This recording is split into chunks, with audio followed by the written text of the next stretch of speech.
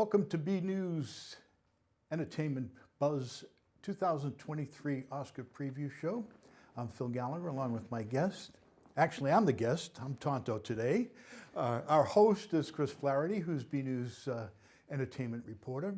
Chris has an undergraduate degree from Quinnipiac College in film and video presentation, film and video and interactive media. Media. It's not pretentious at all.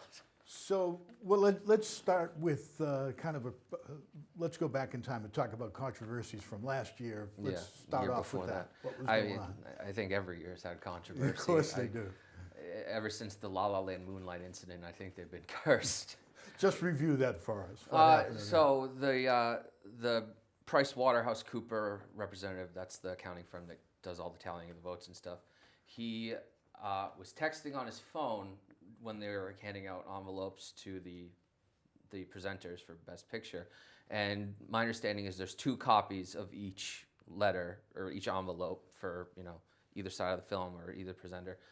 He gave the backup for Best Actress to Warren Beatty and Faye Dunaway, excuse me. Presenters. Yeah, as they were about to present Best Picture. Now the backup envelope was for Best Actress, and it said Emma Stone for La La Land.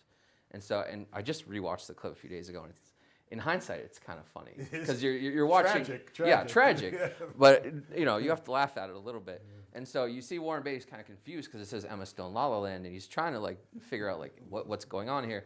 Faye Dunaway grabs the envelope, sees La La Land, says La La Land. The La La Land producers, cast, crew all come up on the stage, and as the speeches are going on, you see some sort of dishevelance, some controversy going on in the background. You're a little confused with what's going on. And then finally it's Moonlight, you guys won Best Picture. And then, just a really awkward dance of all the Moonlight people come up on the stage and the La La Land people just shuffle off. And well, I thought La La Land won. It should have won. I really love La La Land. I like Moonlight too, but ask me which one I've seen more recently. It was La La Land. So. Yeah. Who, not Ryan Reynolds, who was the lead? Ryan Gosling. Ryan Gosling, I always confused the two of them. Mm-hmm. That was quite a performance by him. I mean, that piano playing was extraordinary. Mm-hmm. And he only learned it in 3 or 4 months. Yeah, he learned it for that film. Yeah, it was an incredible performance. I took piano for 3 years and never mastered for release. So that's 3 more years than I took. So. Okay, and then there was the Boseman controversy as well. Yes. So, and you can kind of chop it up to COVID because it was the COVID year. Chadwick Boseman, as we know, tragically passed away in August of 2020 due to, forgive me if I say this wrong, I believe it was complications with colon cancer. And so his last film performance was in Ma Rainey's Black Bottom, he was nominated for Best Actor. Now everybody in the room thought he was going to be everybody including the producers of the show, because typically you end the Oscar ceremony with a presentation for Best Picture, but they decided let's reorganize this so we end it with Best Actor, we present a posthumous Oscar to Chadwick Boseman, we end on an emotional, bittersweet moment. Now that would work if you knew Chadwick Boseman was going to win. But you don't know until that envelope is opened. So Joaquin Phoenix opens the envelope and it says Anthony Hopkins for The Father. A very good performance, a film that I cannot watch again, though, for certain reasons that we don't have to go into right now. And then Anthony Hopkins isn't even at the ceremony. He's home asleep. And so there's no one to receive this Oscar because... Not dreaming that he was going to win. Not dreaming that he was going to win. I'm sure even Anthony Hopkins thought Chadwick Boseman was going to win. So Joaquin Phoenix is like, okay, thank you, good night. And then the news outlets are like, what was that? What do we do now? Yeah. So what looks like not much of a controversy this year, except a couple of people of color were complaining that there weren't enough minority actors that were nominated. Yeah. I think Angela Bassett is one, but not too much coming up that looks like controversy, right? No, I feel like this issue comes up every year where there's not enough diversity in the nominees, and that's not even just the Oscars. That's every award ceremony.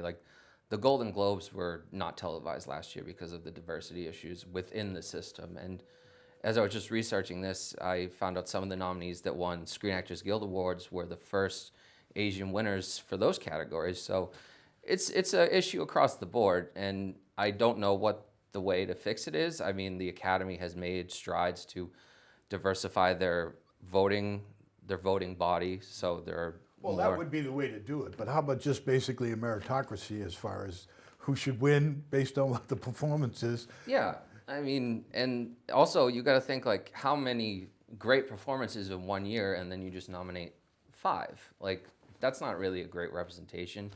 So I mean, you could expand the number of nominees in the category. It makes for a much longer ceremony that even less people are probably going to watch. But and Well, then that's been a problem as well. What's the viewership? I mean, the Golden Globes, it was a result of the controversy who was in the voting block, but it didn't play this year, I don't think, on a national audience because people just aren't watching them. I believe they did air this year. I did not watch them just because I was more interested in other things. Yeah, the rating is down all the way across the board for all these ceremonies. And mostly it's because they're nominating films that people don't watch, honestly. I mean, you look at the nominees for Best Picture, and ironically, this year we have 2 of the highest grossing films of all time nominated, Top Gun Maverick and Avatar The Way of Water. But that's not been the norm for many years. There have been these independent films that get limited releases that nobody sees. And so why would you watch an award ceremony for movies you haven't seen? Yeah, but the bottom line is if the industry feels that it was a good enough performance or a highly regarded performance, then you should maybe consider watching it. You know, Yeah. that maybe it's a lead-in to a prologue to what's helping the industry in terms of viewership. Right, and you know, it's an election like anything else. You go on the campaign trail, you sell your product, you sell your performance, you sell your movie. You can do special releases for these films to get more audiences in there, private screenings and stuff. So yeah, it's an election like anything else. I don't want to talk about elections today. I want to talk about the Oscars, but you know, there is a certain method to all this. Right. So I don't know if it's expand the categories, expand the releases of the films. It's been a major thing where not a lot of women directors have been nominated for Best Director. I think Catherine Bigelow for The Hurt Locker was the first one in 2010. And it's kind of ironic because you think of The Hurt Locker, you don't think like a woman would really want to watch that. Not that they wouldn't, but it's really more of like a male perspective film, which is a little ironic. But you could do Best Male Director and Best Female Director, like they have actor and actress. I don't know if that's progressive or reductive, but I don't know. We'll see. All right, before we get into the nominees, let's talk about the theaters in general.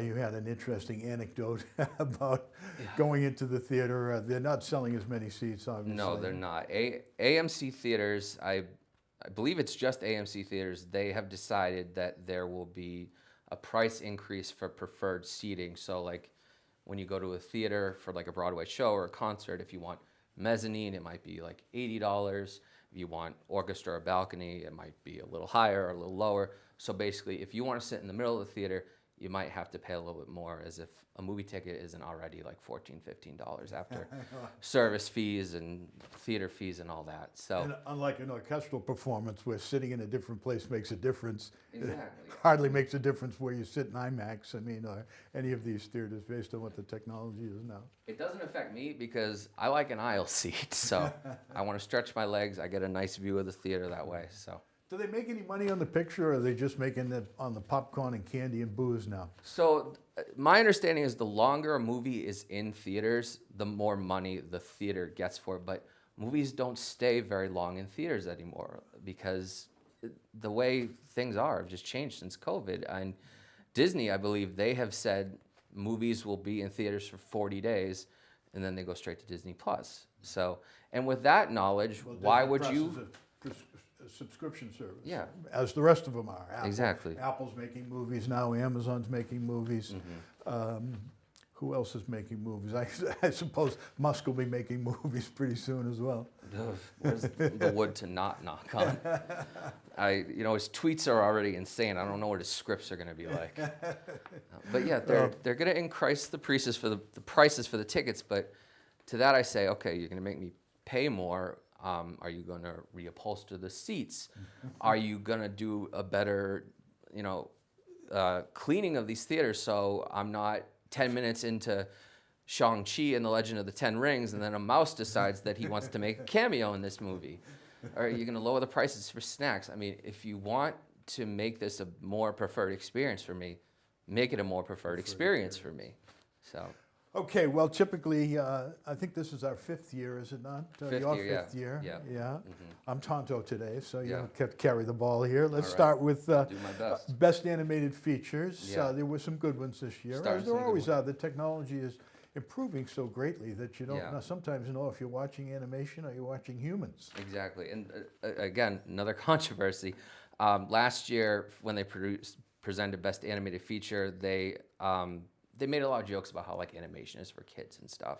And ironically, they had the actresses who played Cinderella, Little Mermaid, and Princess Jasmine in live action, not their animated voices, which is kind of ironic. But it's basically like animation is meant to entertain children and nothing else. And so that aggravated a lot of industry members because it's hard, drawing all that, programming all that.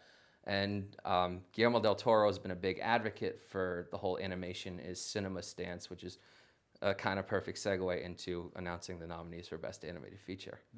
So, Well, the interesting thing too is animation versus live action. There's a lot of money spent on the back shop people as opposed to the actor. The actor's not even doing voiceover is not going to make as much money, obviously, as somebody who's on set for 60 or 90 days making the film.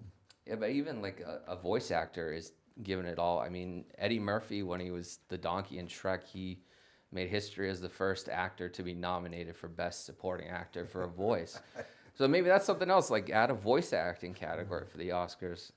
Well, you got to admit that was a great character. That was a Donkey. great character. Still waiting on Shrek 5. Yeah, well, who was it? Banderas, Antonio Banderas was the cat too, right? Yeah, Puss in Boots. Puss in Boots. Another nominee here. Yeah. Okay. All right, who are they? All right, so for our nominees for Best Animated Feature, we have 5 films. We have Guillermo del Toro's Pinocchio, a stop-motion film on Netflix.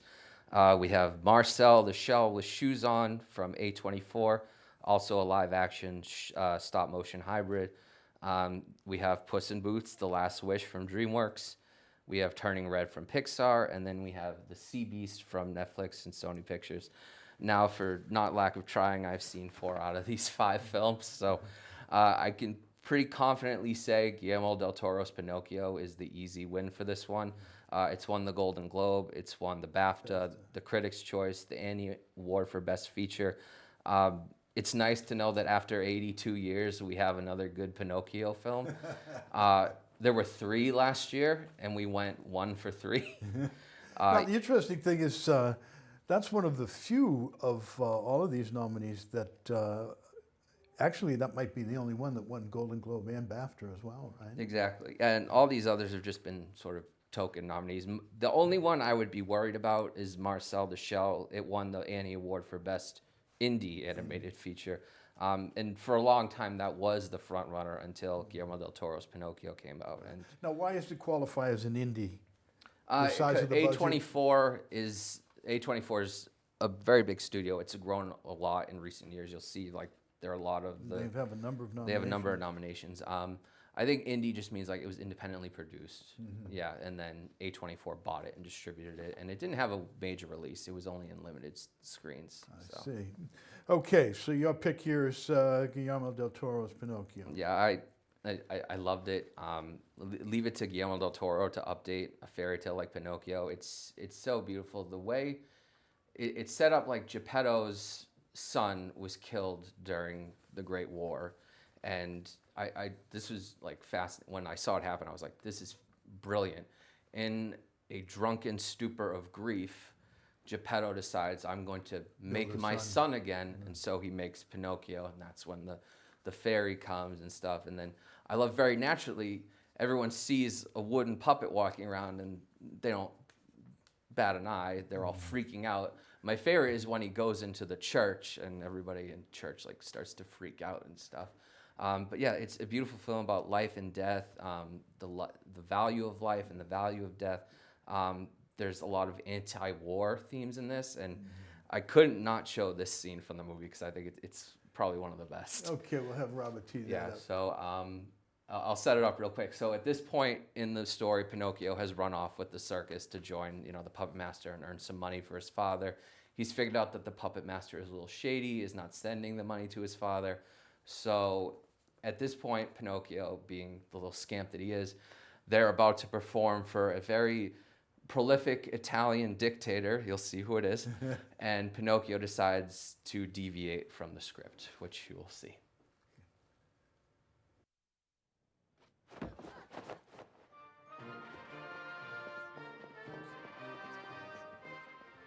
Ah, Your Excellency, I wrote this number just for you. I like puppets.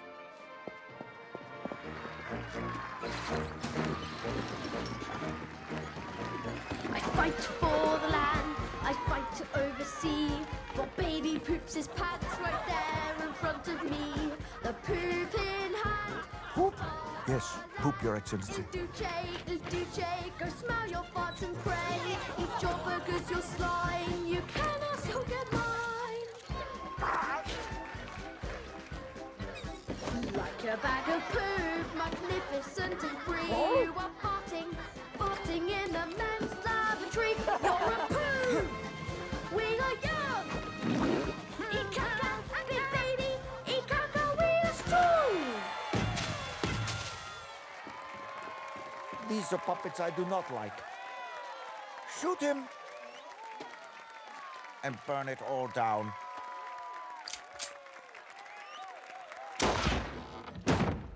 Oh, hi, it's me. Ah, So the major theme in the film is Pinocchio can't die, hence why he gets shot, but he's still in still going the rest of the movie. So I cracked up. I'm like, oh, Mussolini's in this. Okay. Okay. Do we have copyright protection here? Yes, of course. Okay, good. All right, so Pinocchio wins. All right, let's Yeah. go to Best Supporting Actress. Okay. Tell us who the nominees are and All for right. what. So we have Angela Bassett on her second nomination and making history as the first actor from a Marvel movie to be nominated for an Oscar in Black Panther: Wakanda Forever. We have Hong Chow from The Whale, Kerry Condon from The Banshees of Inisherin, Jamie Lee Curtis from Everything Everywhere All at Once, and Stephanie Hsu from Everything Everywhere All at Once. And other than Angela Bassett, these are all first-time nominees. Well, that's her second nomination. She had to wait 31 years. Yeah. The second nomination for 1992, right? What was that What's for? Love Got to Do with it? it? I haven't Yeah. seen it. Okay. She is my favorite for this one. She is. I thought Kerry Condon did a great job in The Banshees of Inisherin. She was very Inisherin. God. we could talk forever on that one because that's the one we both saw. I know I liked it a little more than you. But Well, they listed it as a comedy, and I thought, it's a dark comedy. yeah, Brendan Gleeson cuts his fingers off. I Oh, thought my that was. Well, that's typical Irish men. They would rather cut their fingers off than talk about their emotions. I can relate. But Angela Bassett, she won the Golden Globe. She won the Critics' Choice. Wakanda Forever was a very emotional film. They decided to kill off Chadwick Boseman's character in the movie to honor his legacy. And so the whole film is sort of dealing with the passing of his character and the country moving on from this loss as they struggle with war and allies and unshaky alliances and stuff. And Angela's kind of like the heavyweight of the film. She carries a lot of the emotional burdens.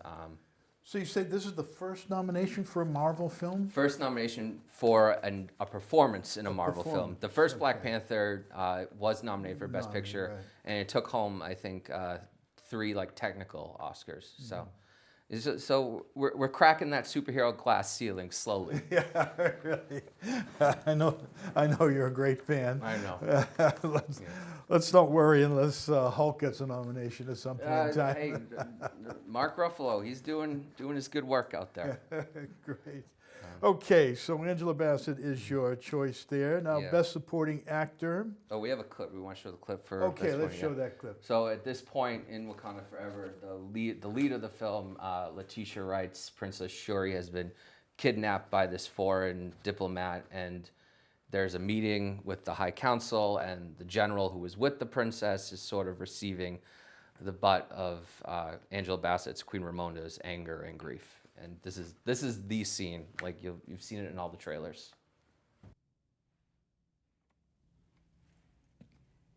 Ningathetha umkhanikazi. You may.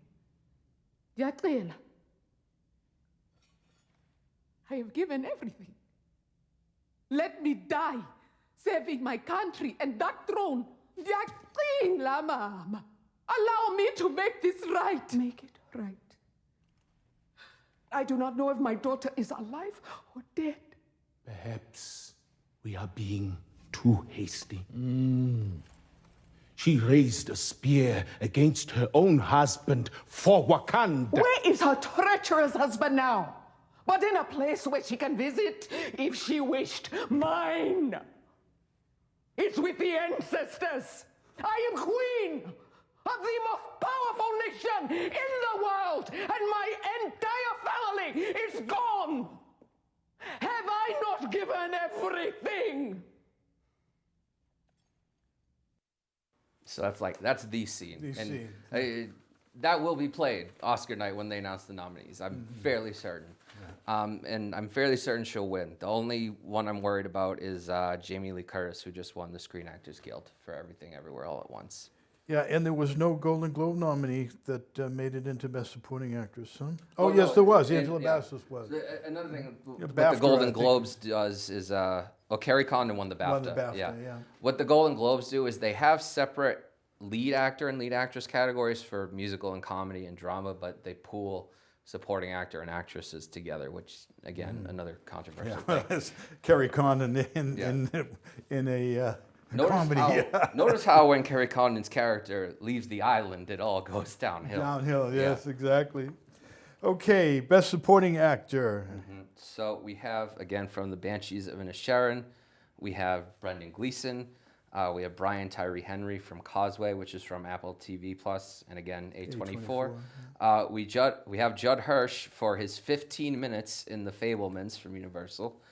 We have Barry Keoghan, also from the Banshees of Inisherin, and Ki Hui Kwan, I apologize for the pronunciation, for Everything All at Once. Everything Everywhere All at Once. Okay, Judd Hirsch had a nomination in 1980, so it's 43 years he's been waiting as Ordinary People in 1980. Yeah, right?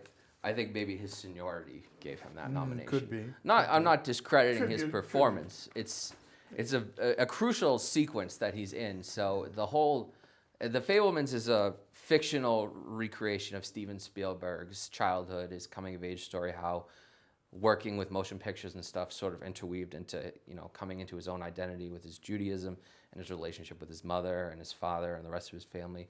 And so Judd Hirsch is kind of like this eccentric uncle who used to work in the circus and then came to visit one day. And so the whole point of like their interaction is like, if you really love art, like it's going to be tough for you. Like it's going to break your heart and you have to be ready for it. So I think that's also part of it why he got it. I don't think he's going to win. Well, it's hard to, 15-minute performance in an hour and 40-minute film. People It's have done tough a to lot carry with it. less, so. That's true. Okay, so your pick there is Angela Bassett. For supporting actress, yes. My supporting actor, I really hope it goes to Ki Hui Kwan for Everything Everywhere All at Once. He's got the Golden Globe, the Critics' Choice. He was the first Asian winner for the Screen Actors Guild. Like it's an election, he's got a great campaign story. So you might not recognize his name, but you probably recognize him as a child when he was Short Round in Indiana Jones and then Data in the Goonies. And so pretty much... Sure. Yeah. Very famous child actor Exactly. from those films. Yeah, and pretty much after that, he couldn't really get work because he was always known as Short Round in Data.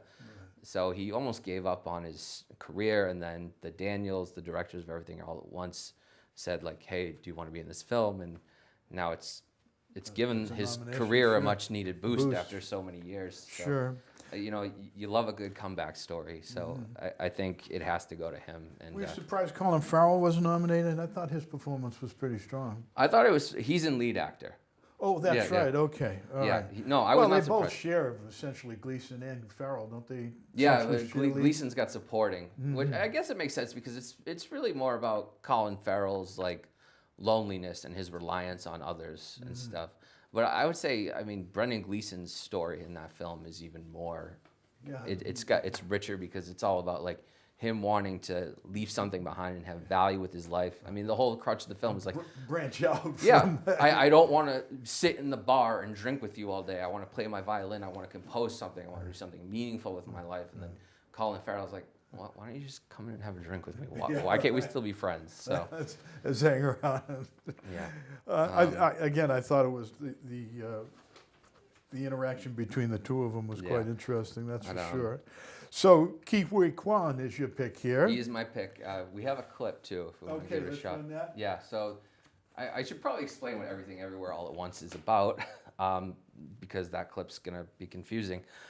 So it deals with the multiverse in a way. It's kind of like The Matrix in a way. So Michelle Yeoh, the lead in the film, she and Ke Huy Quan are husband and wife. They're having some troubles. They're running a laundromat that's about to be audited, and the whole premise That is trouble. Yeah, exactly. And Jamie Lee Curtis is the auditor.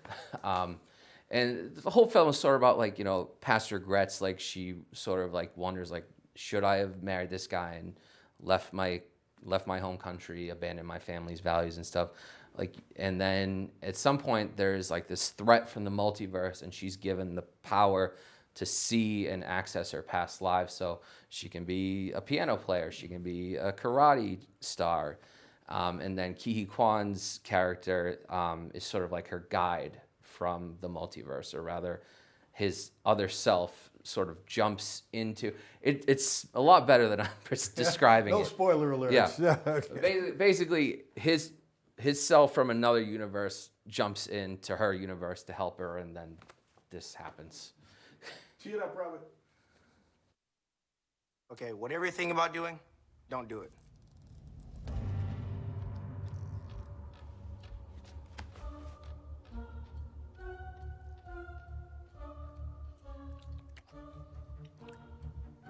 Sir?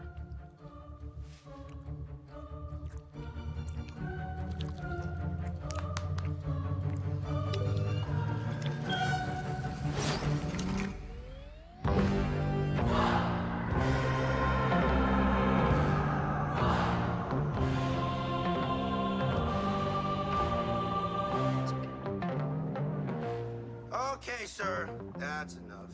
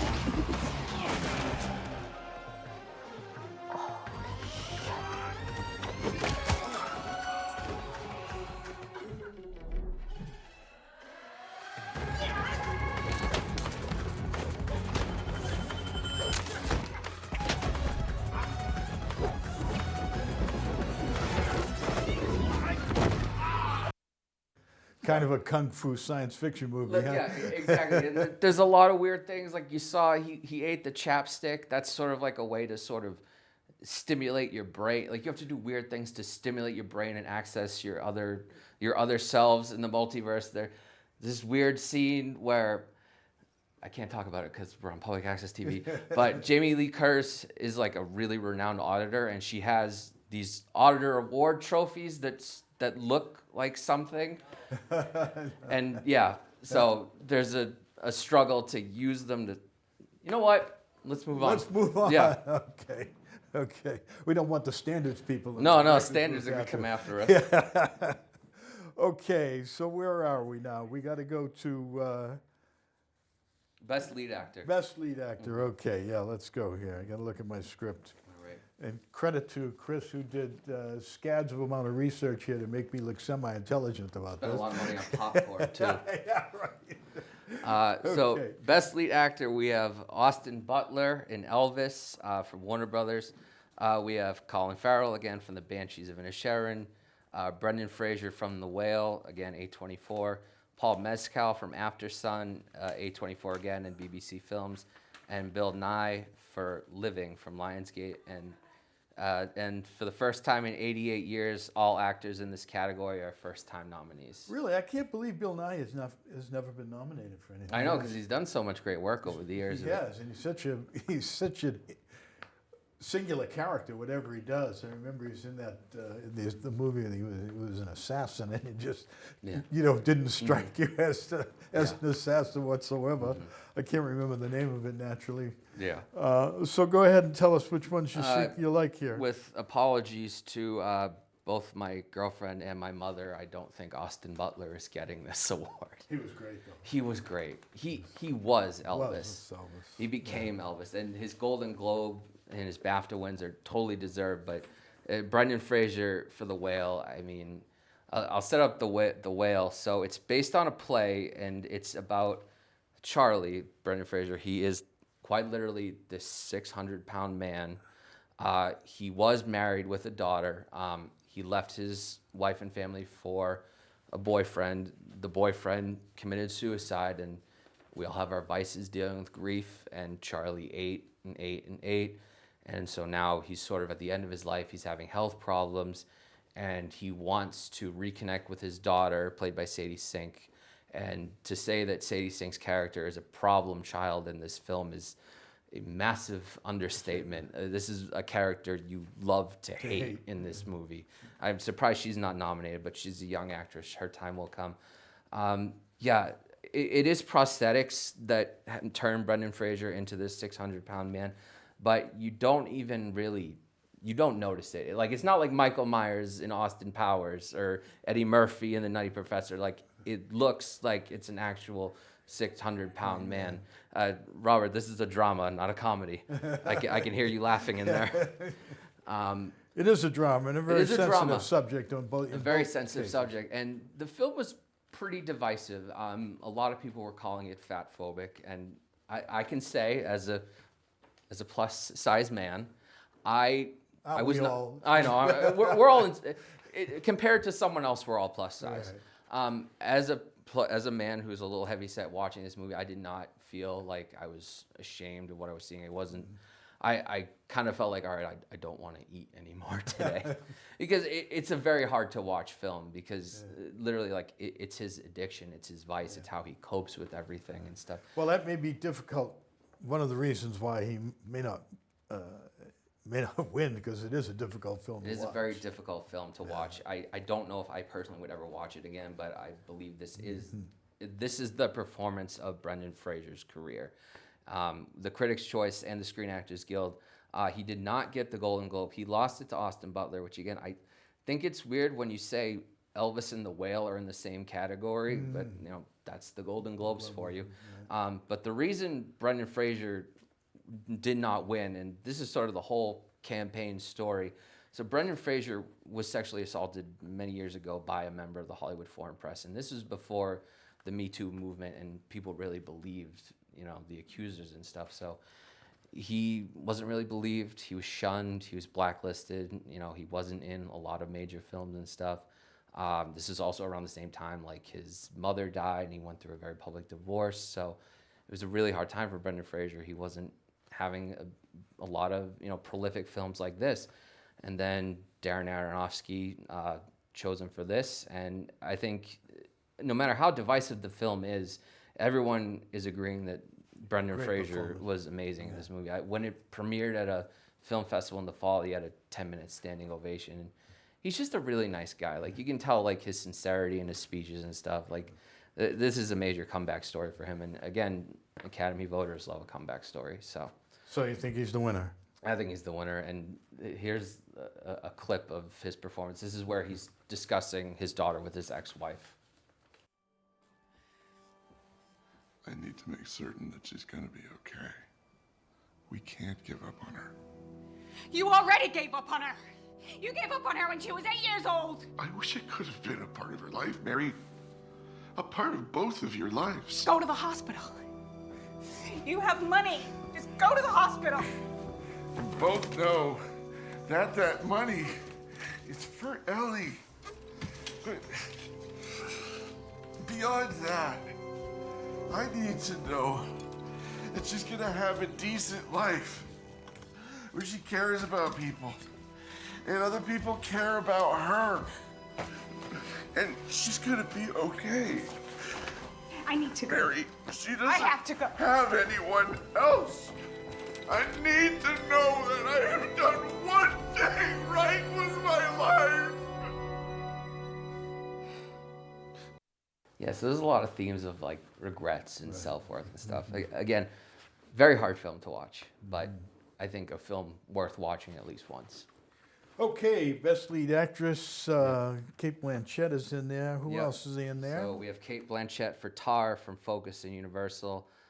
We have Ana de Armas from Blonde on Netflix.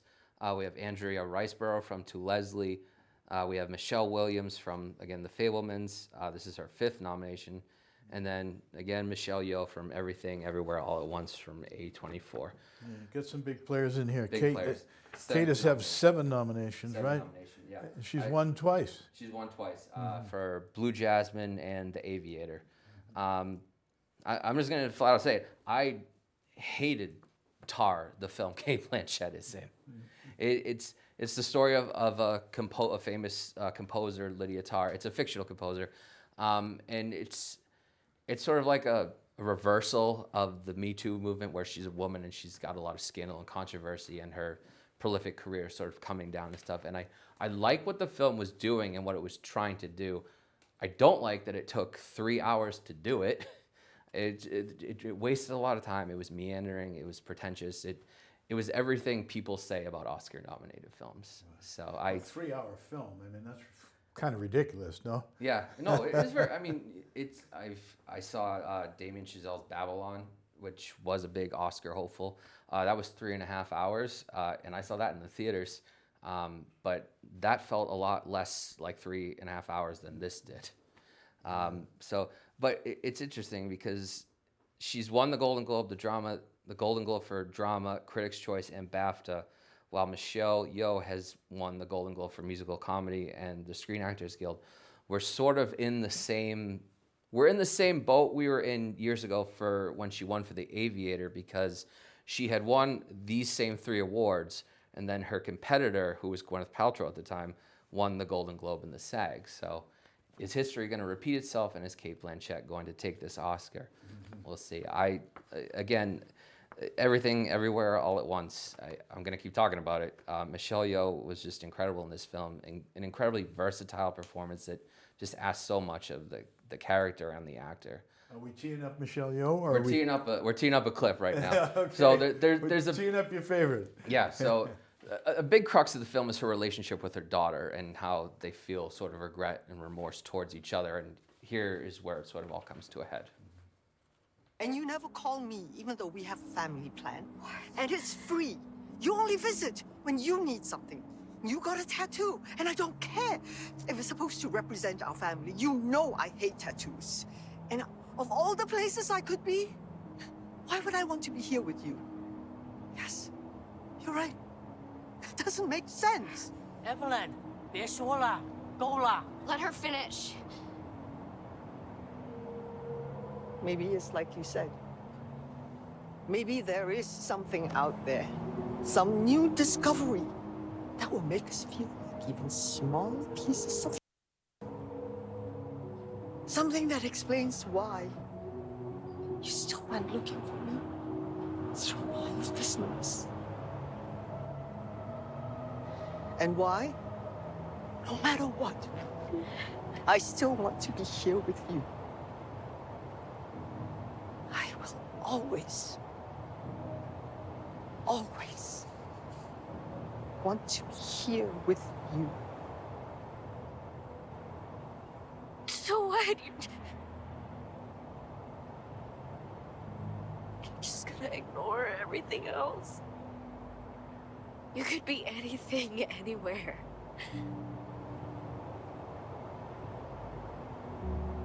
might not go somewhere where your daughter is more than just this. Here, all we get are a few specks of time where any of this actually makes any sense.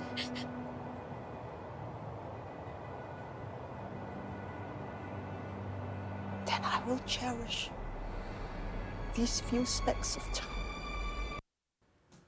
Yeah, so as I was pulling that clip, I almost said, do I want Angela Bassett to win supporting actress, or do I want Stephanie Yu, who plays the daughter, to win? Because that was a really good performance. Both of them, their relationship is the driving force of the whole film. I'll say that without going into too many spoilers. Well, that particular scene and others like it point out the fact why elderly people don't go to the movies, because you can't control the sound, whereas if you're at home, and you're watching on a streaming service and you're missing a key part of the dialogue, the emotional part of the dialogue, you don't have to lean over to your wife and say, what did she say?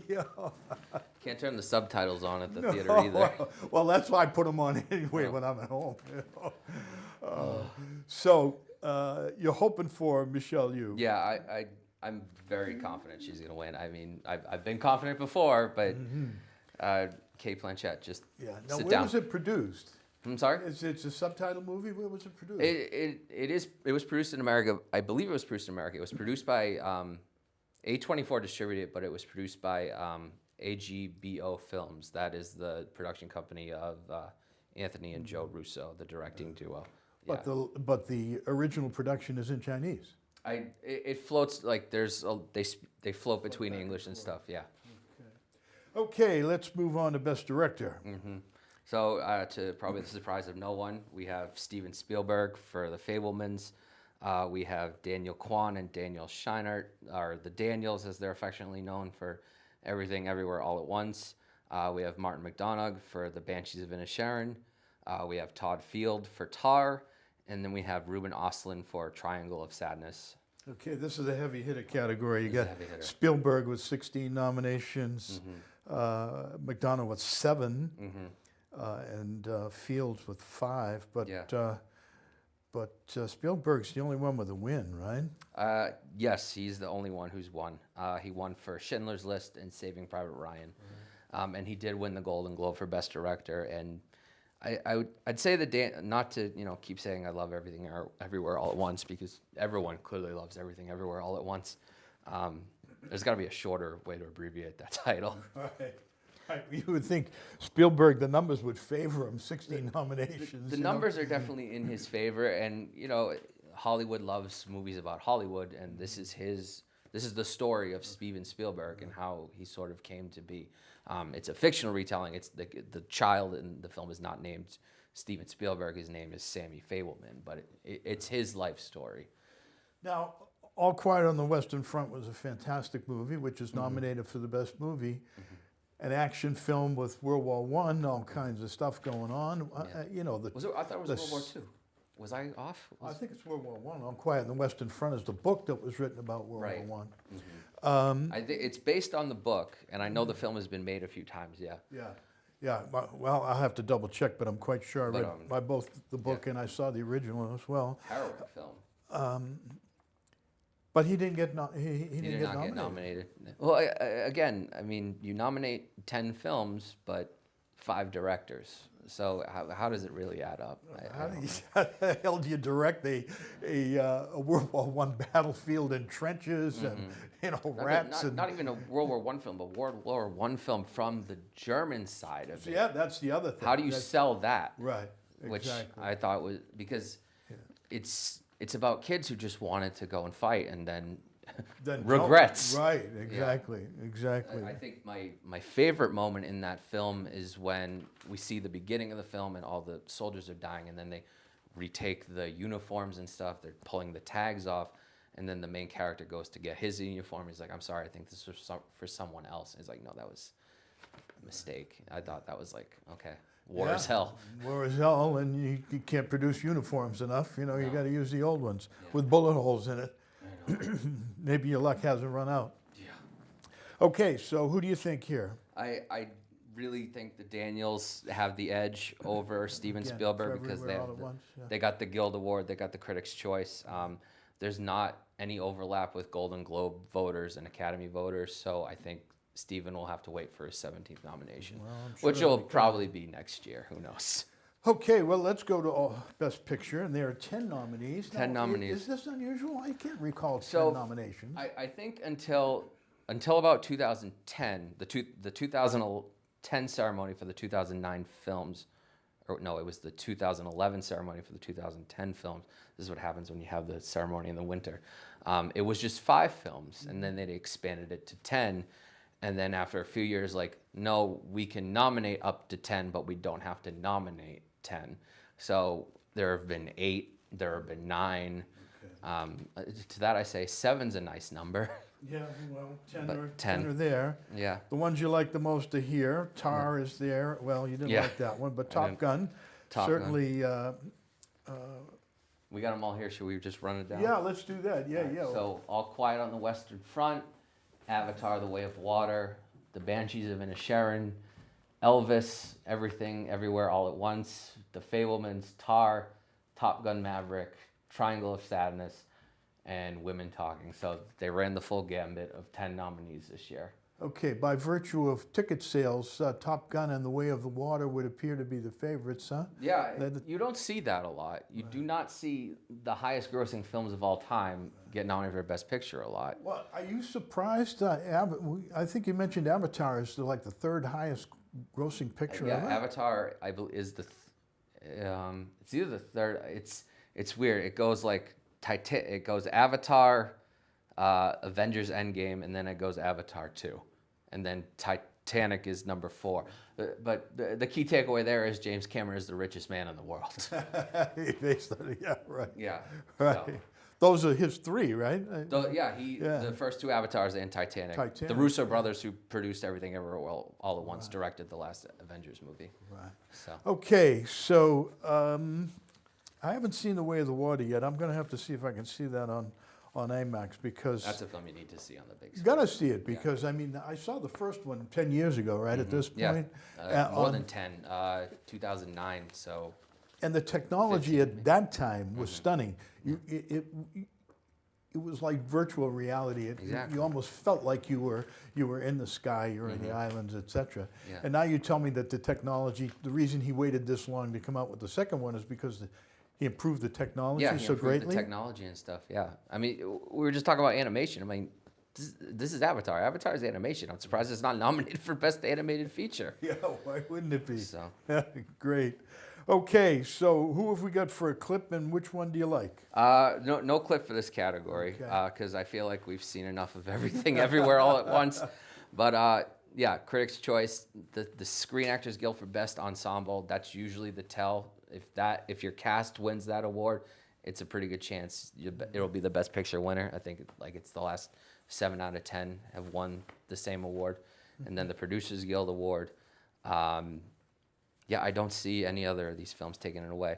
I would say Top Gun or Avatar would have a chance, but as we just saw, they didn't get any other nominations. And to that I say, how do you nominate the film, but how do you not nominate the directors who directed it, the actors who played in it? I mean, I understand each category is voted for differently, but it just doesn't make sense to me. So everybody's back. How is the scope of the business going on? I mean, everybody was tired of sitting at home, although in a lot of cases we were binge watching various things, but it was nice to get out. Are ticket sales back up? What's going on? I think, like we talked about with like AMC and the preferred seating, they're not seeing the numbers that they used to. And how about viewership in terms of the streaming services? There's more of them now, right? Streaming is up. Disney Plus actually lost a lot of subscribers last year, and I think a lot of people were concerned about that, but I think it was because Disney Plus in a certain country carried soccer or football, and then they lost the rights. So I think that's where their subscriber loss came from. You know, well, they're in a woke controversy too. I mean, their stock price is cut in half as a result. Yeah, so I mean, one of the reasons they gave Chapek the boot, and Bob Iger came back. Yeah. We'll see what happens there. I think their theme parks are really where the money issue is. And they seem to be doing quite well if you look at their annual report. But you need to take out a mortgage if you want to go to Disney these days. Yeah, I know it. It's crazy. Well, but we were talking okay. about theaters, not theme parks. No, exactly, exactly. All right, so let me see here. Who are the best streamers, and how many of them are there at this point? I mean, can you keep track of them? If you are subscribed to like 6+ streaming services, you're basically paying for another cable subscription. Right.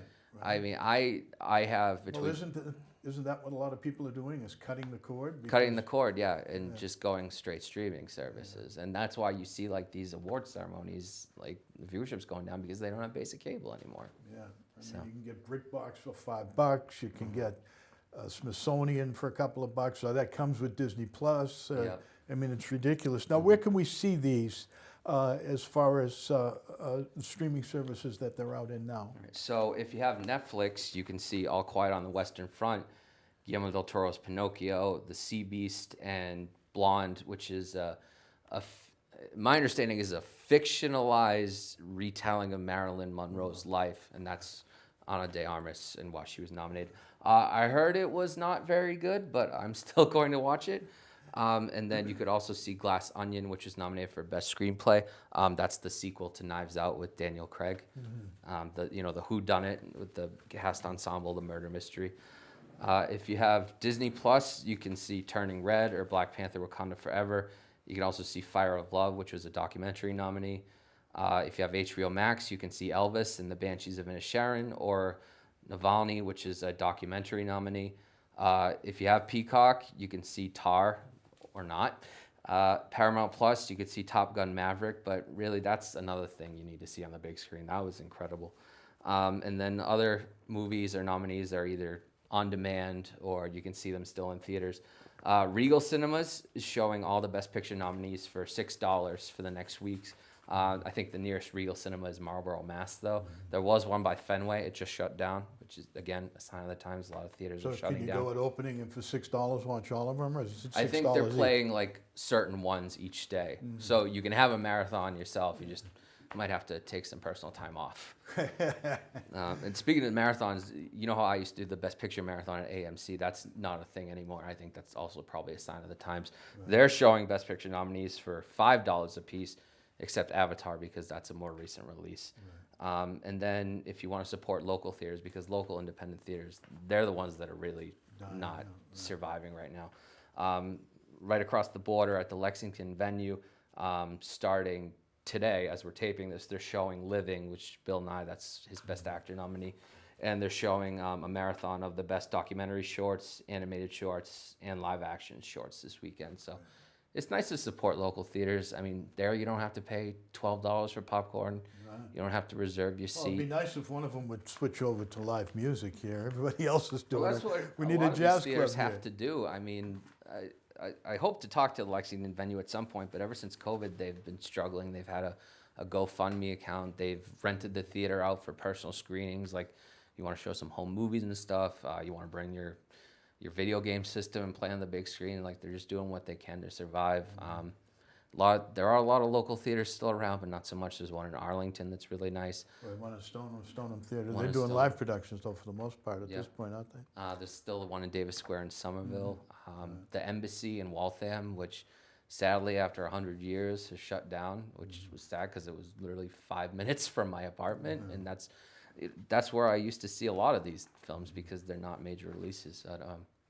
The guy who operates it apparently lives right across the street, so I might just go knock on his door and say, what do we got to do to open this back up?